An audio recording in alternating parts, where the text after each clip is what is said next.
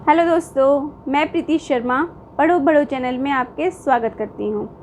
दोस्तों, आज का हमारा टॉपिक है कंप्यूटर सिस्टम के प्रकार अर्थात टाइप्स ऑफ कंप्यूटर सिस्टम। दोस्तों, हमारा जो कंप्यूटर सिस्टम का जो प्रकार है वो अलग अलग आधार पे दो भागों में बांटा गया है। पहला जो हमारा आधार है दोस्तों, आंकड़ों के प्रस्तुतिकरण के आधार पे अर्थात डाटा प्रेजेंटेशन के आधार पे कंप्यूटर सिस्टम के अलग अलग प्रकार हैं। वहीं अगर दूसरी बात की जाए आकार एवं तीव्रता के आधार पे अर्थात साइज एवं स्पीड के आधार पे अलग अलग प्रकार के कंप्यूटर्स होते हैं। ये हमारे मुख्य रूप से 4 होते हैं। तो आइए अब इनके प्रकार को देख लेते हैं कि इनका जो है डाटा या आंकड़ों के प्रस्तुतिकरण के आधार पे कौन कौन से कंप्यूटर सिस्टम है और आकार एवं तीव्रता के आधार पे कौन कौन से कंप्यूटर सिस्टम है। तो देखिए दोस्तों, आंकड़ों के प्रस्तुतिकरण के आधार पे हमारा जो कंप्यूटर सिस्टम है वो मुख्य रूप से 3 प्रकार का होता है। पहला हमारा जो कंप्यूटर है वो जिसे हम एनालॉग कंप्यूटर कहते हैं। ठीक है, एनालॉग कंप्यूटर अर्थात ये ऐसा कंप्यूटर है जो कंप्यूटर में जो भी रिज़ल्ट होता है वो 100% श्योर शुद्ध नहीं देता है। इसका प्रयोग की बात की जाए तो दोस्तों इसका प्रयोग मुख्यतः मौसम विभाग, अनुसंधान या शोध या वैज्ञानिक क्षेत्रों में एनालॉग कंप्यूटर का प्रयोग मुख्य रूप से किया जाता है। ये विशेष कार्यों के लिए या विशेष उद्देश्यों के लिए इस कंप्यूटर का प्रयोग किया जाता है। वहीं दोस्तों हमारा जो दूसरा कंप्यूटर है वो डिजिटल कंप्यूटर है अर्थात आधुनिक युग में हम मोस्टली जितने कंप्यूटर प्रयोग में लाते हैं या प्रयोग करते हैं, जैसे कि हम लोग अपने आसपास में जो भी नॉर्मली कंप्यूटर प्रयोग करते हैं वो सब किसके उदाहरण हैं? डिजिटल कंप्यूटर के उदाहरण हैं। ऐसा कंप्यूटर जिसमें हर प्रकार के कार्य आसानी से किए जा सकें। वही दोस्तों इसका तीसरा जो हमारा कंप्यूटर का उदाहरण है हाइब्रिड कंप्यूटर। हाइब्रिड कंप्यूटर भी ये जो हाइब्रिड कंप्यूटर है दोस्तों ये एनालॉग और डिजिटल कंप्यूटर का मिला जुला रूप है अर्थात एनालॉग कंप्यूटर की कुछ विशेषताएं और डिजिटल कंप्यूटर की कुछ विशेषताएं लिए हुए हाइब्रिड कंप्यूटर का निर्माण किया गया है। आइए दोस्तों साइज और स्पीड अर्थात आकार एवं तीव्रता के आधार पर कंप्यूटर सिस्टम को देख लेते हैं। ये मुख्य रूप से 4 भागों में बांटे गए हैं।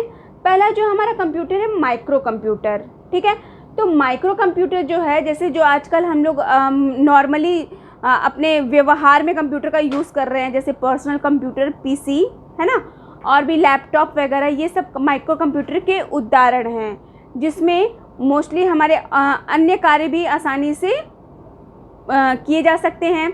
जैसे कि मान लीजिए GUI बेस्ड है, प्रोग्रामिंग बेस्ड है, मल्टीपर्पज़ है, मल्टीटास्किंग है, मल्टी यूज़र है, उसमें इंटरनेट से रिलेटेड और भी बहुत सारे काम को आसानी से किया जा सकता है। तो ये माइक्रो कंप्यूटर के कुछ हमने आपको उदाहरण दे दिए। दूसरा है मेन फ्रेम कंप्यूटर। देखिए मेन फ्रेम अर्थात मेन फर्म में अर्थात बड़े बड़े उद्योगों में जो कंप्यूटर यूज़ किए जाते हैं वो मेन फ्रेम कंप्यूटर के अंतर्गत आते हैं। तो दोस्तों इसकी कुछ विशेषताएं हैं, जैसे हम बता दें आपको कि मेन फ्रेम जो कंप्यूटर होता है तो वो बड़े उद्देश्यों के लिए इसका प्रयोग होता है और ये आकार एवं तीव्रता के आधार पर काफ़ी हाई और बड़ा होता है।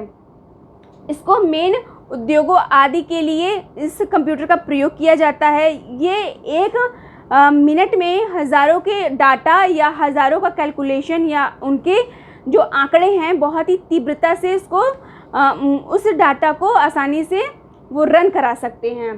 तीसरा कंप्यूटर है दोस्तों हमारा मिनी कंप्यूटर। जो हमारा छोटा कंप्यूटर होता है उसे मिनी कंप्यूटर कहते हैं। अच्छा, मिनी कंप्यूटर जैसे कि हमारा क्या है, मिनी कंप्यूटर के अगर उदाहरण दी जाए दोस्तों तो जैसे कि हमारा जो पाम टॉप वगैरह है ना, वो हमारा मिनी कंप्यूटर का उदाहरण है। ठीक है, और जो हमारा लैपटॉप भी होता है वो भी लैपटॉप के भी बहुत छोटे छोटे साइज़ के कंप्यूटर आते हैं, वो मिनी कंप्यूटर के अंतर्गत आते हैं। अब देखिए नाम से अगर हम कहें कि मिनी कंप्यूटर है तो इसका काम छोटा नहीं है दोस्तों। नाम भले मिनी कंप्यूटर है लेकिन काम इसका लगभग जितने कंप्यूटर हैं उसी के जैसा ही इसका काम भी है अर्थात इसकी स्पीड, इसका कार्य करने की क्षमता, इसकी जो कह सकते हैं कि इसके गुण, हर एक चीज़ जो है अन्य कंप्यूटर की तुलना में एज इट इज़ है, लेकिन इसके आकार छोटे हैं इसीलिए इसे मिनी कंप्यूटर कहा जाता है। इसकी कुछ जैसे विशेषताएं हैं, जैसे इसे हम आसानी से कहीं भी ले आ सकते हैं, ये प्रयोग में हमारे लिए बहुत ही आसान है। तो ये मिनी कंप्यूटर का उदाहरण है।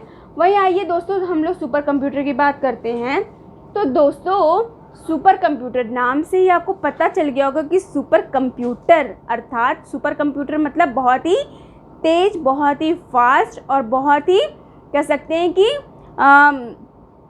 ये प्रयोग में विशेष उद्देश्यों के प्रयोग होने वाला कंप्यूटर है।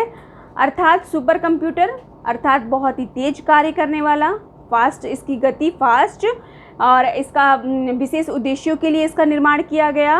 और ये काफ़ी महंगा भी है दोस्तों इस कंप्यूटर को परचेज़ करना, इसीलिए सुपर कंप्यूटर बहुत ही कम संख्या में आपके मिल पाएंगे। और कुछ सुपर कंप्यूटर जैसे कि आपको पता होगा कि पहला सुपर कंप्यूटर कौन था। अच्छा दोस्तों, हाँ, आज मैं आप लोग को इस क्लास में एक टॉपिक छोड़ के जाती हूँ और उसको आप लोग कमेंट बॉक्स में कमेंट कीजिए कि जो हमारा पहला सुपर कंप्यूटर था उसका क्या नाम था। और दूसरा हमारा दोस्तों कमेंट आप लोग को ये करना है कि भारत में बना पहला सुपर कंप्यूटर का नाम क्या था। और तीसरा जो हमारा क्वेश्चन ये है दोस्तों कि भारत में जो है आधुनिक युग में अर्थात प्रेजेंट टाइम का जो सुपर कंप्यूटर है उसका नाम क्या है। तो दोस्तों ये कुछ 3 टॉपिक्स मैं आप लोग को 3 क्वेश्चन छोड़ के जा रही हूँ। आई होप आप लोग को इसके बारे में कुछ ना कुछ तो नॉलेज होगा। और आप लोग कमेंट बॉक्स में फटाफट कमेंट करके मुझे बताइए कि पहला सुपर कंप्यूटर कौन सा था, क्या नाम था, भारत में बना पहला सुपर कंप्यूटर कौन सा था, या भारत का पहला सुपर कंप्यूटर कौन सा था। और तीसरा हमारा क्वेश्चन कौन है कि प्रेजेंट टाइम का भारत में जो सुपर कंप्यूटर है उसका क्या नाम है। तो दोस्तों अगर नेक्स्ट वीडियो में इन सारी चीज़ों को मैं आपको और भी अच्छे से विस्तार पूर्वक बताऊंगी। अगर दोस्तों आप इस चैनल पे नए हैं तो आप इस चैनल को लाइक कर दीजिए, सब्सक्राइब कर दीजिए और जितना हो सके दोस्तों शेयर कर दीजिए। दोस्तों आज के जो हमारे वीडियो हैं ये मुख्य उद्देश्यों से बनाए गए हैं। जैसे कि हमारा जो है रेलवे का जो ग्रुप डी का एग्ज़ाम हो रहा है तो उसके लिए प्रमुख जो हमारे कंप्यूटर से रिलेटेड टॉपिक्स हैं, क्वेश्चंस हैं वो आते हैं। ट्रिपल में मोस्टली ये सारे क्वेश्चन आते हैं। और आपके और भी कॉम्पिटिटिव एसएससी में और भी जैसे कि आपके जो आपके टैट है, सुपर टैट है, इन सारे एग्ज़ाम में भी इससे रिलेटेड क्वेश्चन बनते ही बनते हैं।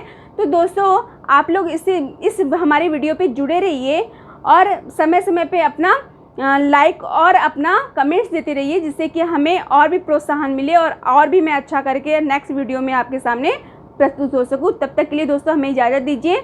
नमस्कार।